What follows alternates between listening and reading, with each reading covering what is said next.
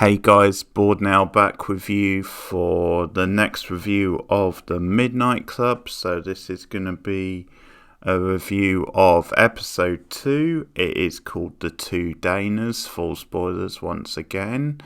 So just to correct one thing, an error I made yesterday on the review, I got my decades muddled up.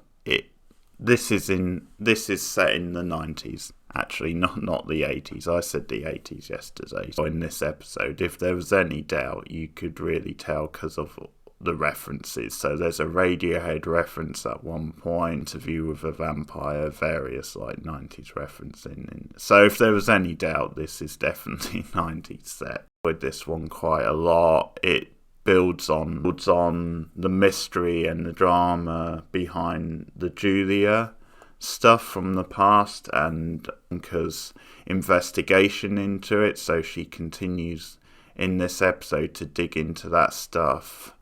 But just as important, it builds on the other characters as well. We get a better sense of who they are in this episode, especially Anya. It's sort of an Anya themed episode. I didn't really like in it, and that's the scene where Annika goes to the local spring, the local lake to get some water, and I think she's doing it because she wants to do some herbal tea for the rest of them. Bumps into this woman who lives locally but who seems to know quite a bit about the Institute. She lets on that she might know quite a bit about its history.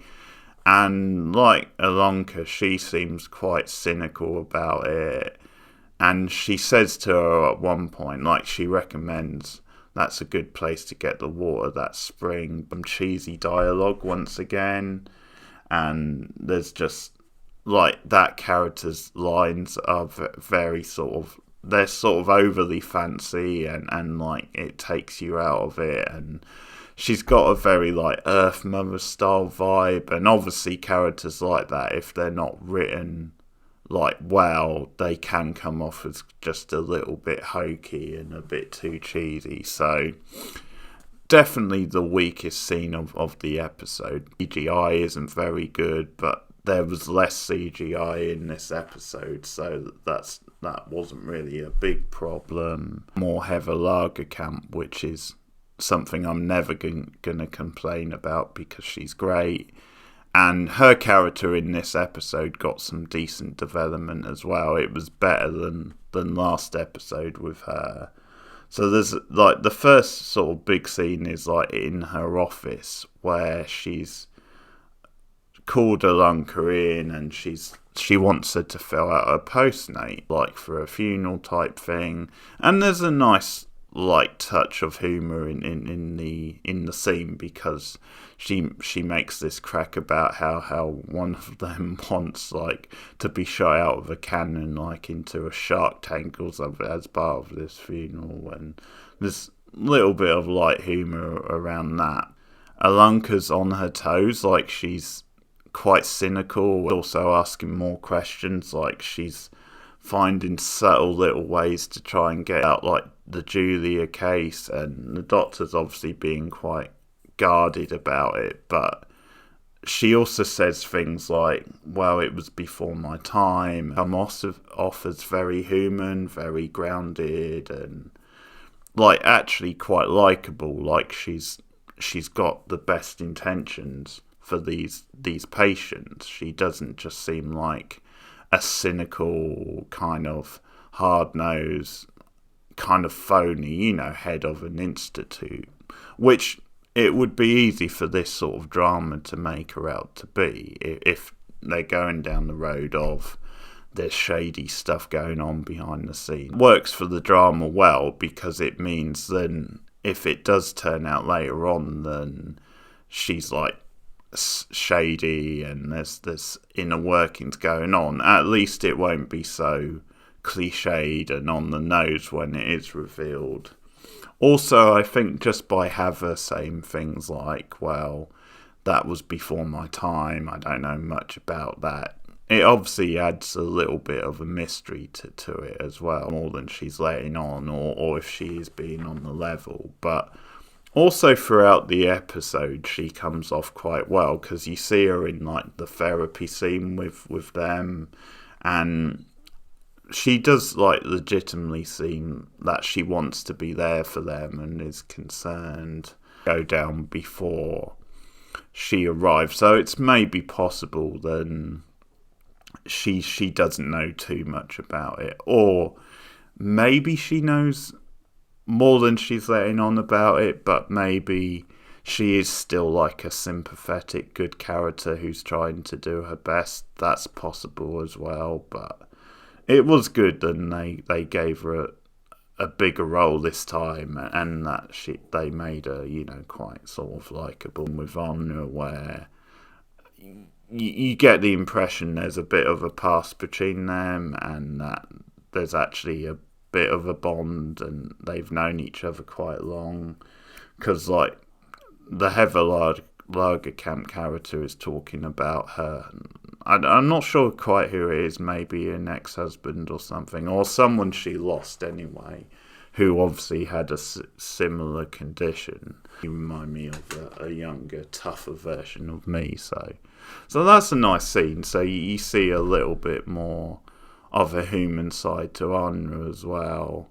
And there's little touches in the episode of getting to know some of the others. So, like, at one point, well, one of them, I think her name's Sonia, because I'm still getting used to the character names, but at one point, she's reading a story to another one of the patients as she's waiting to have surgery. A nice little touch, which makes you quite like her. And then there's like this bucket list bit where they're sort of building like cranes, and panics when another one gets a cut, and it's revealed that then he's got AIDS. So that's another side to it. Quite interesting, because even though this is like 90s, it's still in the formative years of AIDS, and it's still a whole big thing where there's a big stigma over it at this point. Stuff that opens the characters up more in this episode. But, I mean, speaking about Anya, she's one of these characters that could get quite frustrating, because once again there's a couple of like scenes in this episode where she's really aggressive towards Alonka. The actress is good, and there's scenes I quite like with the character. It's just one of those characters where, because she is like the most aggressive and rebellious out of the rest of them, then it could wear a little thin. But this episode does a good job of opening her up, and I really like her story in this episode, because she's the one that tells the story, the two Danas of the title. So it's this story about a girl, talented ballerina. She's seemingly perfect, but obviously it comes with a price, and she's offered this opportunity by this devil character who is played by Heather Langenkamp, so we get more of her in the episode, and that works well, considering we've seen that there's a little bit of a past and connection between those two. But this Satan-like figure offers her the opportunity to escape her high-pressure life of perfection, if you like, and says, you can have another Dana, you can have a bad side to your personality, but the trick is that then you can enjoy both at once. So your good side will still experience what the bad side is doing, and sort of vice versa. And what's cool about that is some of the stuff they do with it, because you'll just see like a scene of her like studying, and then the bad side of her is like, it's either she's in a club or she's getting off with a guy, but something like that, like a sort of a bad boy. But you get stuff like that where you see both sides. And actress really gets to like spread her sort of wings when it comes to the acting. She gets to do some really diverse and different stuff, but it's just a really cool story. It's like the sort of story you would actually like to see a whole episode of. The downside when like the bad side of her goes too far and things start getting out of hand. So like, because the bad side of her starts taking drugs and all the rest of it, it then impacts on the other side and her performances, like her trying to do ballet. So you get this really great scene where she starts fighting herself, basically. So like, the good side starts like sort of injuring herself, so to sort of slow down the bad side, but then the bad side starts fighting back, because there's a point, which again I love, when they're literally talking to each other, like the two sides on the telephone, and then the bad side kind of, burns her arm with a cigarette, so of course it hurts the good side. Off between the two sides of herself, like they meet in an alley, and you get this sort of battle. So that's really cool. Wakes in hospital. She doesn't know which side of herself she is, like, type thing, and the Satan character appears again. And of course, with it being a devil, Satan-like figure, she like absolves herself of responsibility. Who you are, really. That's how you wanted it. There's been no misunderstanding. You are that person. Like, I didn't really change anything. So it's that old chestnut of she had that side to her all along. She was just hiding it. Religious character. Thank you for opening yourself up like that, for sharing that with us, and like Anna being Anna has to give like a cheap shot back. She says, "Can I say something back to you?" And she's like, "Of course you can." And she's like, "Yeah, go fuck yourself." It is basically it. And what I like about it is it's just like this little quirky like character beat from Anna, where it's like, yeah, typical Anna, and it's not done in like a malicious way. It's almost just done as like just a little gag, where it's almost like they expect Anna to say stuff like that, and that's what sort of makes it funny and a bit more light-hearted, rather than like earlier in the episode where she's like really unloading on like Alanka for no good reason. And because the religious girl is like, sort of does smile, and she's like, why should I have expected any other reaction? And because Heather Langenkamp is in the story, and because of their connection and her playing a story, I mean, first of all, it makes you wonder, or it makes me wonder anyway, if there's some relation to reality, like Anna's real life, if that's something that kind of happened to her or something similar. Maybe she had that previous life where she was, this talented ballerina, and the pressure just got to her, that kind of thing. Or also, does it mean there's something going on with the Heather Langenkamp character?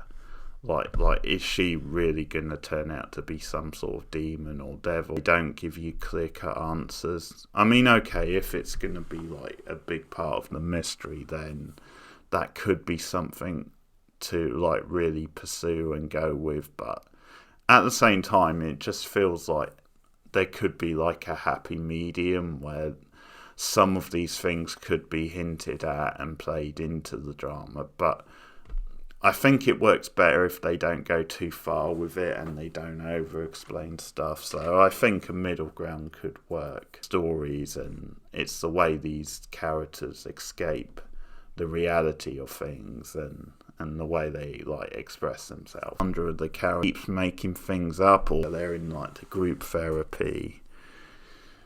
And just a thought I had with her is, I wondered if maybe it would turn out that some of the people she's claiming that she knows or has known or whoever, some of the names she's floating about, I did wonder if maybe it's going to be characters appearing to her like ghosts and stuff in the Institute. I thought maybe that's a possibility. The episode ends, which is a good ending, bar the sort of iffy CGI, is then Alonka like sneaks into like the doctor's office at night.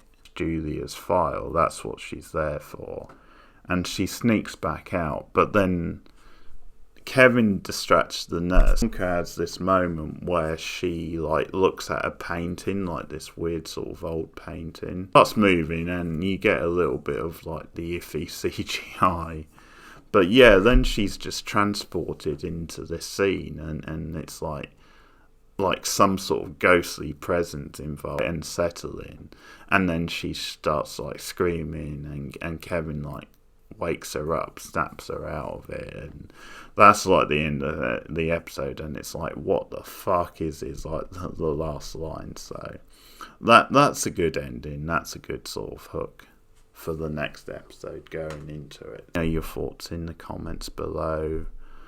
Let me know about some of my theories, maybe without giving away too many spoilers. Like and subscribe as always, share me out on social media, and there's going to be plenty of like horror TV reviews this month and horror movie reviews as well, so keep looking out for those. But thanks for listening, and I'll see you guys later.